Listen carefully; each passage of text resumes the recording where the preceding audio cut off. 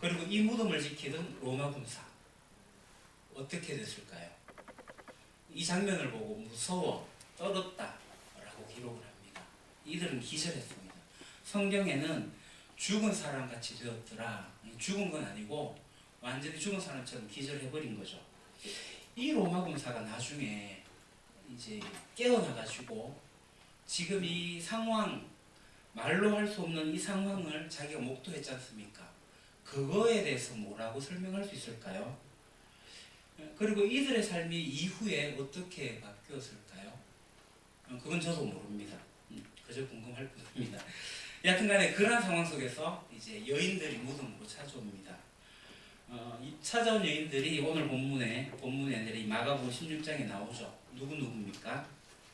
막달라 마리아, 그리고 야고보의 어머니 마리아, 살로메, 이렇게 세 여인이 찾아옵니다.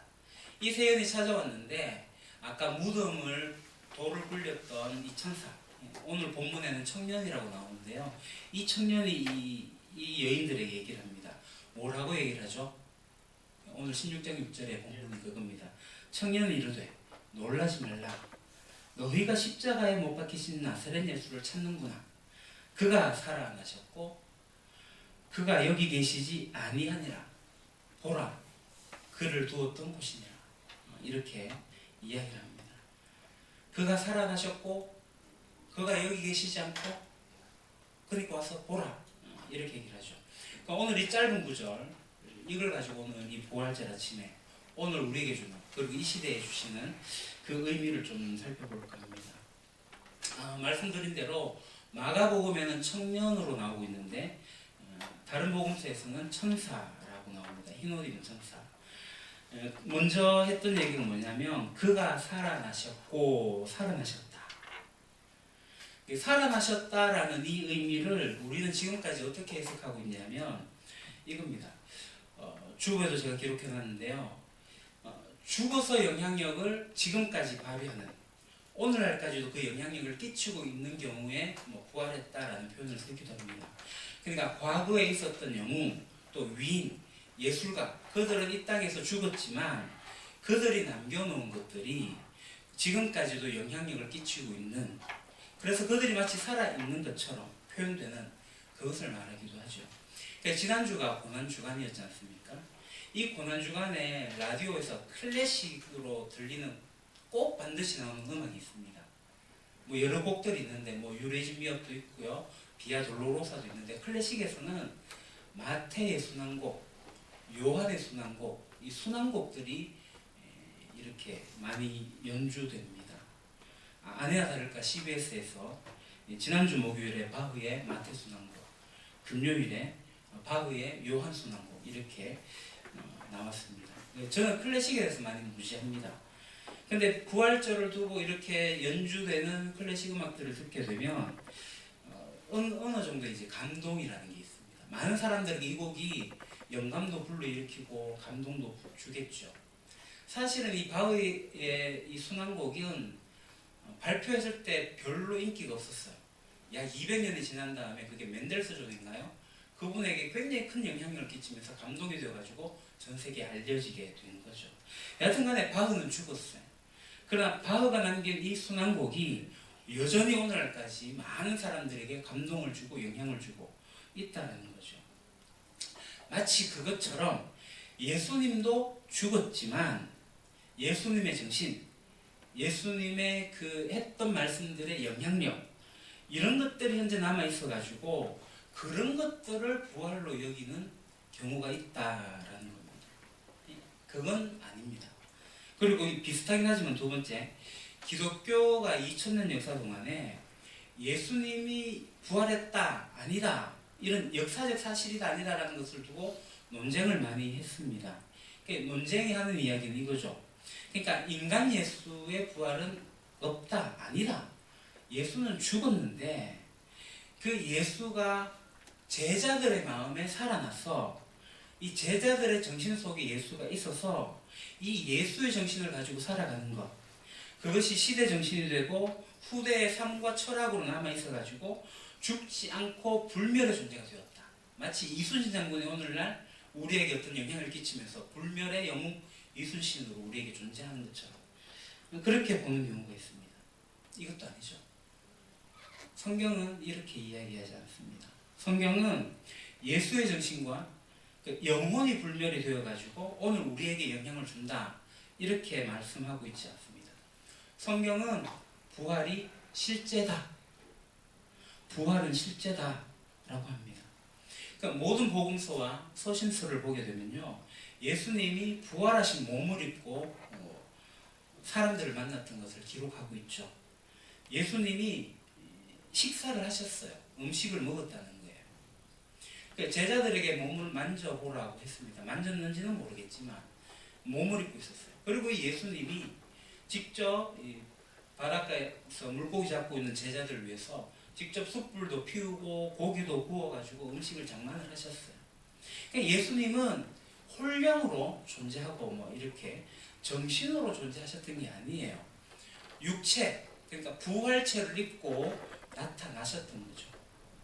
그래서 우리가 읽는 이 성경의 기록은 예수의 정신, 예수의 철학, 그 사상, 그런 것들을 기리는 사람들의 이야기가 아닌 거죠. 실제로 예수가 부활하신 것을 목격하고 있는 사람들의 이야기, 목격담이 이 성경에 나오고 있습니다. 그러니까 우리가 복음서를 읽거나 이 서신서를 읽게 되면 십자가의 증인이라는 말보다 부활의 증인이라는 말이 더 많이 사용되는 것을 우리가 보게 됩니다. 사실 우리는 십자가의 전달자가 아니라 부활의 증인입니다. 증인이라는 말이 뭐죠? 법정 용어인데요. 이 증인은 위증에 대해 가지고 책임을 지는 사람이 증인입니다. 그러니까 초대교회 사람들이 예수 그리스도를 부활을 목격했다라고 그것의 증인이라고 하게 될 때, 만약에 그 부활이 사실이 아니라면 순교를 당하거나 환란을 당할 이유가 없겠죠. 이게 사실이 아니고 지어낸 이야기라면 그들이 목숨 걸고 그렇게 그것을 지키지 않을 겁니다. 만약에 그게 어떤 사상이고 어떤 조류라고 한다면 정말이지 목숨 걸고 지키지 않을 겁니다. 그러니까 예수님의 부활은 실제입니다. 부활하신 예수님 목격했으니까. 그래서 이 목격한 사실을 밝히는 거 내 목숨도 아깝지 않다라는 겁니다. 그러니까 이 부활은 예수님이 살아나셨구나. 그렇구나. 이것에서 끝나면 안 됩니다. 예수님의 제자들이 밝히는 이 부활은 뭐냐면 산소망입니다. 주보에 기록해뒀는데 리빙 호프입니다. 베드로전서 1장 3절 우리 외우시나요? 우리가 풍삼 첫 탈 때 거듭남에 대해서 할 때 이 본문을 외우기로 했는데 주보에도 기록되어 있고 앞에 화면도 있습니다. 같이 한번 우리 보석합시다. 같이 읽읍시다. 시작. 우리 주 예수 그리스도의 아버지 하나님을 찬송하리로다. 그의 많으신 긍휼대로 예수 그리스도를 죽은 자 가운데서 부활하게 하심으로 말미암아 우리를 거듭나게 하사 산 소망이 있게 하시며. 아멘. 죽은 자 가운데서 부활하게 하심으로 우리를 거듭나게 하사 산 소망이 있게 하시며. 산 소망이 있게 하신다. 이 산 소망은 막연한 기대. 그러니까 지금 우리가 살다가 아픔을 겪고 나서 먼저 떠나보내고 나면 언젠간 좋은 세상에서 우리 다시 만날 거야 라는 이런 막연한 소망, 그런 소망은 살아있는 소망이 아니죠. 성경이 말하는 소망은 실제로 살아서 살아서 우리에게 지금 영향을 끼치고 있는 살아있는 소망, 산 소망이라는 겁니다. 막연한 기대, 부질없는 기대, 마치 있다가 사라지는 신기루와 같은 그런 것이 아니라 오늘 내 삶 속에서 부활이 살아가지고 실제로 내가 부활을 살아내는, 지금 내한테 영향을 끼치고 있는 살아있는 소망이 부활이라는 거예요.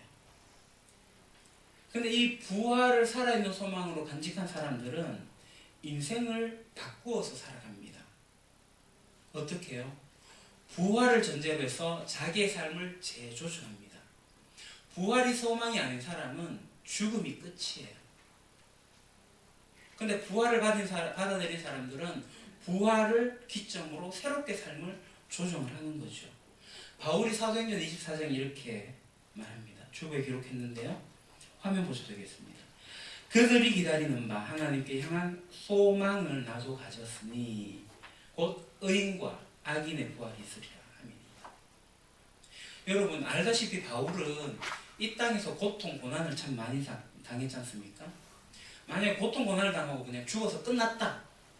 그러면 바울은 굉장히 억울하거나 답답하거나 뭐 이루 말할 수 없는 속상함들이 있겠죠. 그냥 죽어버리고 끝나는 거니까. 근데 그게 아니죠. 부활이 있으니까 그 고통 속에 고난 속에 반전이 일어나는 겁니다.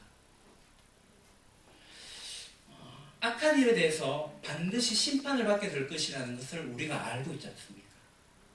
그래서 내가 지금 이 악에도 굴하지도 않고 이 악과 내가 타협하지도 않고 지금 내가 살아가고 내가 지금 견뎌내고 있는 이게 바울의 고백인 거죠. 그러니까 우리가 부활을 믿는다, 부활이 산 소망이다라고 할 때 지금 우리 삶 속에서 맞닥뜨리고 있는 고통, 실패, 좌절, 아픔 그런 것들이 우리에게 있지만 그것을 이겨낼 수 있다는 거죠.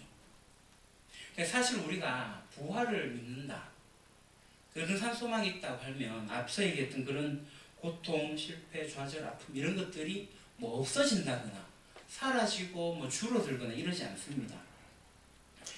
하나님께서 우리를 부활하게 하실 것을 우리가 진짜 믿으면 정말이지 내 고통 이런 거 감수되지 않습니다.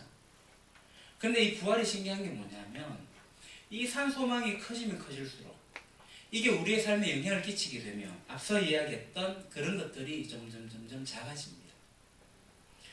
우리의 삶의 문제 뭐 바뀌지 않아요. 없어지지 않아요.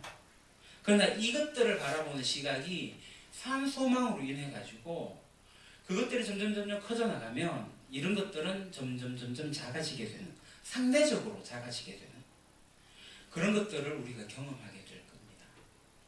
그래서 그리스도인들이 겪는 고난, 아픔, 내가 부활을 모를 때는 그것이 엄청나게 크게 다가왔지만 부활의 산 소망을 내가 받아들이면 그것이 줄어들진 않지만 점점 작아지는, 이겨낼 수 있게 되는 그런 자리에 서게 된다는 겁니다. 이게 믿음의 길을 갔던 많은 선배들의 그러한 비밀이었습니다. 이 부활을 믿기 때문에 이 땅에서만 안 되던 일이 갑자기 잘 된다거나 하는 그런 게 아니라는 겁니다. 오히려 고통과 좌절과 그런 불이익 같은 것들이 여전히 남아있긴 하지만 그럼에도 불구하고 나는 이 산 소망 때문에 이런 것들을 이겨낸다. 내가 이거 이겨내면서 살아낸다. 라고 고백하는 것. 이게 우리의 고백입니다. 아이고 죽겠네. 이게 아니라 아이고 주님께 있네. 라고 바뀌는 겁니다. 죽게 있네입니다. 그러니까 부활의 산 소망을 바라보면 내 앞에 있는 어려움, 아픔 이런 것들이 점점 작아지는 경험을 하게 될 겁니다. 여러분, 이 부활이 여러분에게 산 소망이 되시기를 소망합니다. 예수님이 살아나셨다. 그가 살아나셨다. 의미는 산 소망이다. 라는 겁니다. 그리고 두 번째, 천사가 연이어서 말하죠. 그가 여기 계시지 않는다. 여기는 어디예요? 무덤이죠. 이 무덤이라는 곳은 불과 사흘 전에 예수님이 고난당하시고 죽으셔가지고 묻히셨던 곳. 그러니까 그때 십자가에서 고통, 고난당하고 죽으시는 것을 목도했던 이 여인들의 아픔이 사흘이 지났지만 이 무덤에 와서도 여전히 동일하게 고통스럽고 암울하고 하는 그러한 시간의 자리였을 겁니다. 우리가 성경을 읽다 보면 참 신기한 것은 예수님이 죽으시고 난 다음에 제자들의 이야기가 등장하지 않죠. 성경에 기록된 대로 제자들은 다 도망가 버렸거든요. 그곳에는 예수님을 따르고 예수님을 섬기며 예수님을 사랑하고 이루 말할 수 없는 슬픔에 잠겨있는 여인의 모습들이 여기 나옵니다. 시간이 사흘이 지났지만 지금 이 여인들의 마음에는 굉장히 억울한 마음도 있을 거고 온갖 복잡한 그러한 마음들이 있을 겁니다. 예수님이 이렇게 돌아가셔야 될 분이 아닌데 죄 없는 분이 어떻게 이렇게 십자가를 지셨을까 하는 그런 마음들이 있었을 겁니다. 슬프고 비통하고 이제 어떻게 해야 되나 하는 막막함도 있을 거고 가슴이 뻥 뚫리는 먹먹함도 있을 거고, 십자가 사건 이후로 지금 사흘이 지났지만 여전히 그들의 마음은 그러했을 겁니다. 우리가 살아오면서 참 많은 사람들을 떠나보냅니다. 저는 장례를 제법 많이 경험해봤습니다. 솔직히 장례에 가보면 그냥 무덤덤하게 그냥 예식을 치르는 경우도 있고요. 어떤 경우에는 정말이지 공감이 되고 감정이입이 된다 할까요? 슬퍼하지는, 정말 먹먹해지는 그런 경우도 있습니다. 이 고통을 당한 분들을 보면, 저도 이제 죽음을 제 실제적인 경우에 증조 할머니 돌아가셨는 것은 전 기억이 나지 않습니다. 아주 어릴 때 같이 함께 지냈던 것밖에. 그러다 제가 고1 때 죽음을 맞닥뜨린 게 할아버지가 돌아가신 때였어요. 뭐로 말할 수 없지만 조금 먹먹함이 있어요. 이후에 이제 친어머니가 돌아가시고, 나중에 할머니가 돌아가시고 장례를 치르면서 이 죽음을 가까이 하게 됐을 때, 만약에 이 죽음을 내가 정말 사랑하는 사람이라면 내가 어떻게 받아들일 수 있을까? 시간이 지나면 점점 잊혀져요. 기억 속에 사라져갑니다. 무의미하게 살아가요. 그러나 그때가 되면, 다시 그 날이 오면 가슴이 아려오는 것들이 있습니다. 어쩌면 이것이 죽음이 가져오는 힘이 아닐까, 그런 생각이 듭니다. 만약에 이 죽음이 우리 인생의 종착지, 끝이라고 한다면 이 죽음은 매우 절망적인 것입니다. 죽음의 또 다른 이름을 저는 소멸, 부재라고 생각을 합니다. 죽음이라고 하는 이 고통, 결국은 사라지는 거고 없어지는 거지 않습니까? 내가 사랑했던 사람, 내가 잊을 수 없는 그 사람, 소중했던 그 사람이 지금 이 땅에 없다. 내가 더 이상 어떤 것도 할 수 없다. 그러니까 이제 꿈속에서 만날 수도 있고, 뭐 어떤 생각 속에서 그 사람을 만나지만 눈을 떠보면 여전히 지금 이 세상 막막하다는 거죠. 그래서 어떤 이들이 이렇게 얘기를 합니다.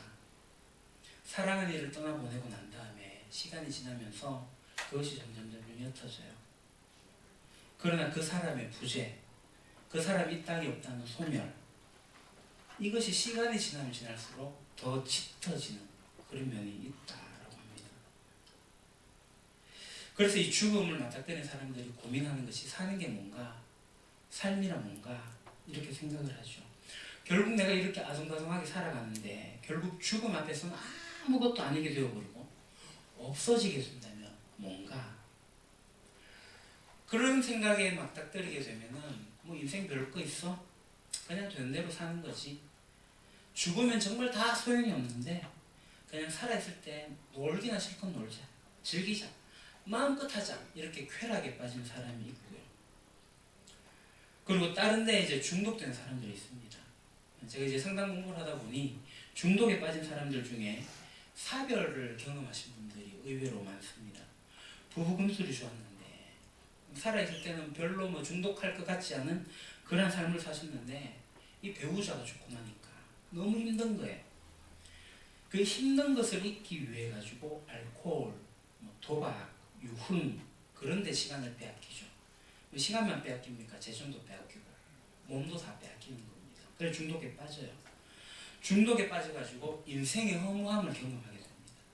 그래서 그들이 일상으로 못 돌아오는 그런 일들이 있습니다. 무기력해지고 삶의 의미와 목적, 이게 뭐가 필요하나, 그냥 허무함들이 몰려옵니다. 그러니까 이 인생의 끝이 죽음이다, 죽음이 인생의 끝이다 라고 하면 이 두 가지가 나옵니다. 쾌락, 허무, 이 둘 중에 어느 하나의 시간을 보내다가 말 겁니다. 죽음이라는 것에 대해서 이런 고민 한번 해보셨습니까?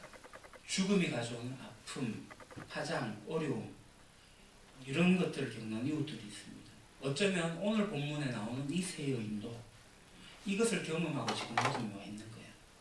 지금 무덤에 와본들, 정말 사랑하고 보고 싶고 그리운 예수님을 만날 수 없다는 것을 지금 아는데, 그들의 마음은 지금 허하게 비어 있는데 어찌할 바를 모르겠지만 그냥 이 무덤의 자리에 향유라도 바르려고 찾아온 겁니다. 그런데 오늘 천사를 통해 갖고 들은 메시지가 있죠. 반전의 메시지. 그가 살아나셨고 그가 여기 계시지 않는다. 여기 계시지 않는다. 이건 뭐냐? 다른 곳에 가 계시다는 거예요. 그는 지금 무덤 죽음에 머물러 있지 않고 죽음으로 끝나지 않고 새로운 장에 가 계시다. 이 얘기입니다. 이 말씀이 우리 가운데 무슨 의미를 줘요? 죽음은 우리의 목적지가 아니라 경유지다라는 겁니다. 죽음이라는 것은 더 이상 죽음 이후에 아무것도 없는 것이 아니라 사실은 그 죽음은 또 다른 시작이다. 또 다른 생을 향해 나아가는 문이다라는 겁니다. 그래서 이 죽음이라는 것이 우리가 달리 보기 시작한다면 어떤 일들이 생겨날까요? 내 인생을 살아가는 관점이 바뀌겠죠. 결국 내 인생 죽음으로 끝난다라고 한다면 뭐 아무것도 할 수 없습니다. 캐세라세라 즐기자, 쾌락에 빠지거나 허무주의에 빠져가지고 그냥 살아가겠죠. 그런데 우리는 죽음에 머물지 않고 그리스도께서 죽음 이후에 어떤 삶을 우리에게 열어놓으셨다는 것을 우리가 안다면 우리의 삶은 결코 쾌락에 빠지지도 않고 허무에도 빠지지 않는 내 삶의 길과 방향을 새롭게 정립해 나갈 수 있다는 겁니다. 이게 천사가 지금 한 이야기입니다. 그는 여기 계시지 않다. 이 말씀을 오늘 우리 생에 이제 적용해 봐야 됩니다. 그러니까 우리의 삶이 거기에 끝나지 않는다는 거예요. 죽음으로 끝나지 않는 거예요. 예수님을 믿는다는 것은 죽음으로 끝난 삶 가운데 있지 않다라는 거예요. 죽음 이후에 또 다른 삶이 우리에게 주어진다라는 겁니다. 자, 그리고 마지막 천사가 하죠. 뭔 말합니까? 와서 보라는 겁니다. 그가 계시지 않고 살아나셨는데 가까이 와서 보라는 거예요. 그가 누워있던 곳, 죽음이 있던 곳, 십자가 그 끝자락에 있던 그곳 무덤에 와서 보라는 거예요. 그곳은 절망이고 고통이고 실패고 소멸과 부재가 있는 그곳이었는데 바로 죽음의 자리였는데 와서 보라는 거예요. 어떻게 바뀌었다고요? 부활의 자리로 바뀌었다고요. 부활의 자리로 바뀐 이 무덤을 보라고 천사가 이야기합니다. 여러분, 부활은 관념이 아니에요. 부활은 영혼의 불멸이가 아니에요. 부활은 실제입니다. 부활은 능력입니다. 부활은 우리의 삶을 다르게 보고 있다는 것을 보라고 하는 것입니다. 그래서 우리의 출발은 바로 예수 그리스도께서 돌아가시는 것으로 그 사랑 그 은혜로 우리가 시작을 하긴 하지만 그래서 우리는 언젠가는 무덤에 있어야 되는 사람들이었지만 지금 우리는 그곳에 머물러 있지 않고 어디로 가는 겁니까? 빈 무덤 향해 나가자는 거예요. 우리의 삶은 무덤의 자리가 아니라 부활의 증인의 자리, 빈 무덤의 자리로 가는 겁니다. 그래서 우리의 신앙이 이제 자란다라고 이야기하게 될 때 우리가 지금 부활절을 보내고 있다면서 우리의 신앙이 자란다는 것은 언제까지는 우리가 예수님을 십자가에 못 박아 두는 것으로 끝나지 않아야 된다는 겁니다. 예수님이 여전히 십자가에 계십니까? 아니요. 예수님은 십자가에 달려서 계시지 않습니다. 분명히 이곳에 십자가에 계셨지만 지금 이곳에 계시지 않아요. 십자가가 아니라 무덤에 계셔야? 아니요. 무덤도 아니에요. 무덤은 비었고 예수님은 부활하셨어요. 그것이 우리에게 주어진 그런 겁니다. 이게 단언컨대 이야기할 것은 아니지만 이 천주교의 십자가와 우리 개신교의 십자가 조금 다릅니다. 천주교 십자가 보면 예수님 십자가에 계속 달려 있습니다. 그 죽음을, 고통당하심을 묵상하시는 거예요. 우리는 십자가에 누구도 달려있죠. 무덤은 비었어요. 그 예수님 승천하셔서 영광의 주로 오실 겁니다. 이게 우리에게 주어진 겁니다. 우리가 십자가에서 그의 죽으심으로 말미암아 우리의 믿음이 시작하긴 하지만 그 자리에 머물러 가지고 있는 것은 아닙니다. 다른 자리로 나가야 됩니다. 어디로요? 빈무덤. 부활의 자리. 그 부활의 삶의 자리로 우리가 가야지 우리의 신앙이 깊어지고 우리의 신앙이 자라는 겁니다. 안타까운 것은 많은 그리스도인들이 여전히 십자가에 달리신 예수님만 생각하고 있다는 거예요. 예수님의 그 보혈만 가지고 붙들고 있다는 거예요. 그 십자가에 고통당하신 예수님 가지고 감상에 젖어가지고 내 집에 돌아가셨는데 아이고 그렇게 머물러 있다는 거예요. 그러니까 신앙이 안 자라죠. 그리스도인은 십자가에서 출발해서 빈무덤으로 나가고 빈무덤을 가지고 살아가는 사람들입니다. 그래 우리의 신앙이 자랍니다. 그래서 우리의 정체성은 내가 부활의 증인으로